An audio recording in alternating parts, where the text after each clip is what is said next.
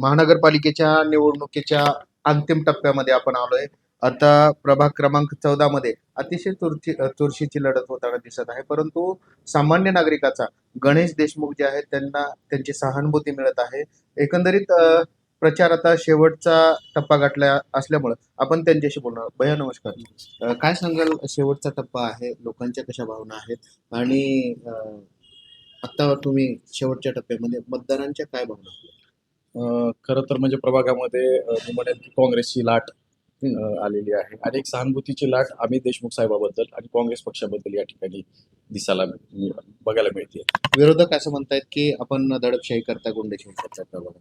हे माझा स्वभाव सर्वांना माहिती आहे. म्हणजे प्रभागात ज्या काही लोक आहेत त्यांना सर्वांना माझा स्वभाव माहिती आहे आणि काँग्रेस पक्षाची ती संस्कृती नाही आहे आणि देशमुख कुटुंबियाची तर तसं आपण बघतोच की जसं विलासराव देशमुख साहेबापासून अमित देशमुख साहेबापर्यंत, दिलीपराव देशमुख साहेबापर्यंत हे आमचे सर्व नेते आहेत. तर ते ज्या संस्कृतीमध्ये आहेत त्या संस्कृतीला मानणारे आम्ही कार्यकर्ते आहोत आणि अशा प्रकारचं आम्ही तर कुठं तर केलं नाही. परंतु काय असते, काही लोकांच्या पायाखालची जमीन निसटली, बरोबर. त्याच्यामुळे अशा प्रकारच्या त्यांच्याकडे दुसरे मुद्देच नाही. अशा भावना चुकीचे काहीतरी गैरसमज पसरवायचा कदाचित हा एक प्रकार असू शकतो. आपण गेले अनेक दिवसापासून प्रभागात प्रचार करताय, कोणी पाठिंबा वगैरे आपल्याला दिलाय का? पाठिंबा आम्हाला बऱ्याच लोकांनी दिलेला आहे आणि आता एक म्हणजे गायकवाड त्यांनी सुद्धा त्या दिवशी पाठिंबा दिलाय. असे 5 वेगवेगळे अपक्ष उमेदवार आहेत त्यांनी दिलाय आणि अमित भाई यांना आणि काँग्रेस पक्षाबद्दल त्यांचं कुठेतरी जोडण्याचा प्रयत्न ते करत आहेत. त्याच्यामुळे आम्ही त्यांनाही प्रवाहात घेतलेला आहे. बरं, एकंदरीत काय परिस्थिती आहे आता? एकंदरीत असं वाटतं की येणाऱ्या महानगरपालिका 2026 यामध्ये काँग्रेसची एक हाती सत्ता लागेल असं आम्हाला आता तरी जनतेतून कळत. प्रभाग 18 असेल, प्रभाग 11 असेल, इथं भारतीय जनता पार्टीच्या वतीनं पैसे वाटण्यात येतात. भारतीय जनता पार्टीचं हे धोरणच आहे की जर वैचारिक लढाई नाही लढता आली किंवा लोकांना जर नाही कन्व्हिन्स करता आलं तर मग हे बाकीचे काही गोष्टी आहेत ते करण्याचा प्रयत्न करतात आणि आता मतदार हुशार झालेले आहेत. कुणीही काही असल्या प्रलोभनाला बळी पडणार नाही हे आम्हाला ठाम विश्वास आहे. शेवटचे एक दिवस, उद्याचा दिवस एक दिवस बाकी आहे. लोकांनी आपल्याला का निवडून दिलं पाहिजे, काही मुद्दे ठळक आपण सांगा.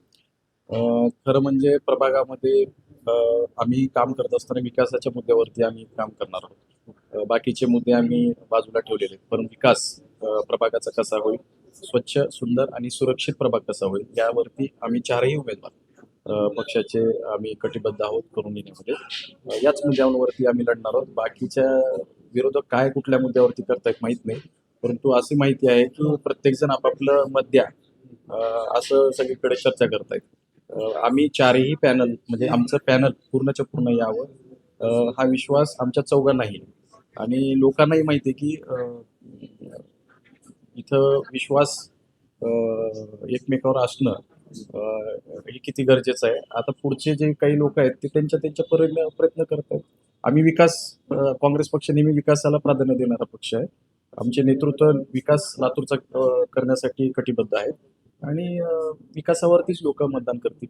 प्रभाग क्रमांक 14चे लोकांना माहिती आहे की कोण त्यांचा प्रभागामध्ये वेळ देऊ शकतो आणि जे प्रश्न इथले गंभीर प्रश्न मिटवू शकतो हे त्यांना माहिती आहे. आदरणीय एस.आर. काकाच्या माध्यमातून जे समाजकार्य गेल्या मागील काळामध्ये झालं, तोच वारसा आपण पुढे चालवताय.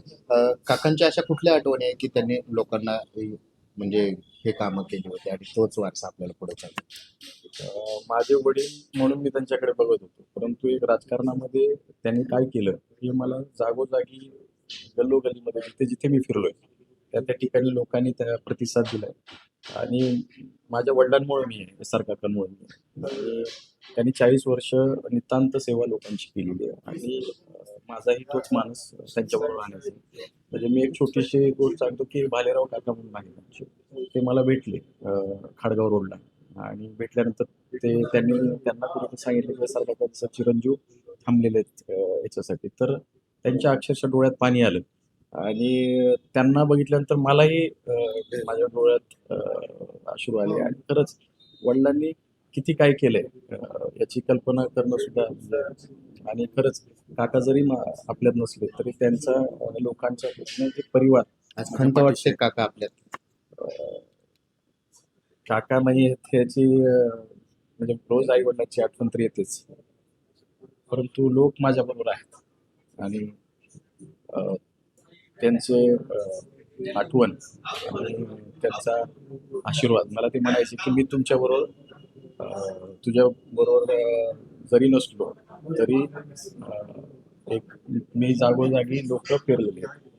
ते तुझ्या बरोबर परिवारासारखं राहतील त्यांच्या आणि विचाराची शिदोरी. विचाराची शिदोरी ते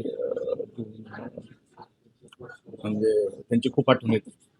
तुम्हाला अ, बोलता येत नाही काकांची आठवण काढला तर आम्हाला परंतु अवघ्या 2 दिवसानंतर आहे. काकांवर जसं लोकांनी प्रेम केलंय तसंच प्रेम आपल्यावर करतील या सुद्धा लोकांच्या भावनेतून दिसून येत आहे. लोकांना काय आवाहन करणार आहेत शेवटचं? लोकांना हेच आवाहन करणार आहे की मी राजकारणामध्ये यायचे कारण वेगळे. मला राजकारणामधून समाजकार्य जास्त करायला आवडतं. आणि त्याच्यासाठीच मी कदाचित याच्यामध्ये पडलो. आणि आदरणीय अमित साहेबांचं आणि दिलीपराव साहेबांचं आणि देशमुख कुटुंबियांना हीच ती वेळ आहे साथ देण्याची. कारण लातूर हे देशमुख कुटुंबियांमुळं कुठेतरी अ, अ, चांगल्या परिस्थिती आजूबाजूचे जिल्हे आपण बघा, आजूबाजूचे तालुके आपण बघा. आपण देशमुख कुटुंबीय आणि हे काँग्रेस पक्ष असल्यामुळे कुठेतरी लातूरमध्ये एक सुरक्षितता आपल्याला वाटते. व्यापारी व्यापार करू शकतो आणि विद्यार्थी सुद्धा 11-11 वाजेपर्यंत एकदम सुरक्षित त्यांना वाटतं.